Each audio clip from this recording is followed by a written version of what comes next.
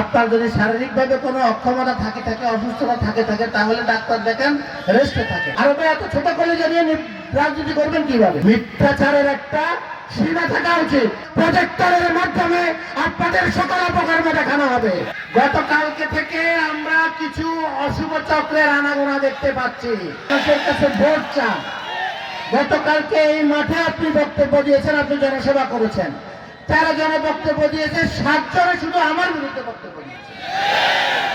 আমি বসে বসে লাইভে দেখতেছি কে কারবার। ভাই, আপনারা জনশিষ্যের ভোট চাইবেন, সেটা না করে নির্বাচন করতে আসছেন।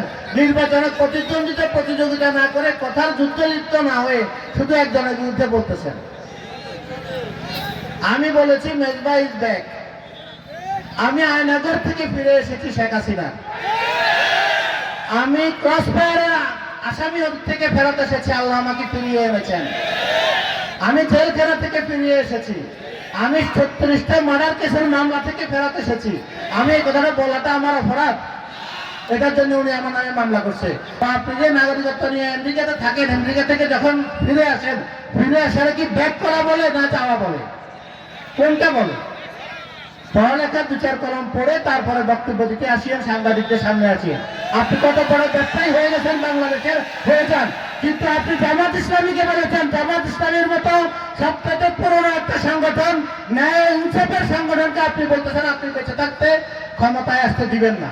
আমার কেন্দ্রে আমি হলাম সর্বপ্রথম ব্যক্তি। আমার রক্তের উপর দিয়ে, আমার লাশের উপর দিয়ে কেউ ব্যালট চুরি করতে হবে।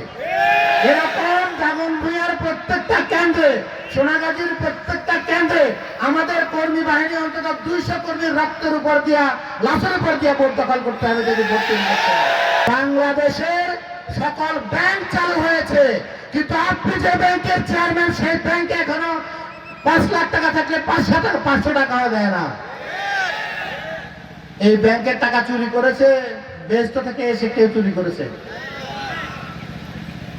আর আপনাদেরকে ব্যাংক লুটেরা বললে আপনাদের মনে কষ্ট যায়, আপনাদেরকে শেয়ার বাজার লুটেরা বললে আপনাদের মনে কষ্ট যায়। আবার যদি বাড়াবাড়ি করেন, আমাদের নামে কোনো মিথ্যা প্রপাগান্ডা করেন, জামাত ইসলামের নাম ধরে কোনো গালি দেন, অথবা আমার প্রার্থীর বিরুদ্ধে আর কোনো ষড়যন্ত্রে লিপ্ত হন, প্রজেক্টরের মাধ্যমে আপনাদের সকল অপকর্ম দেখানো হবে।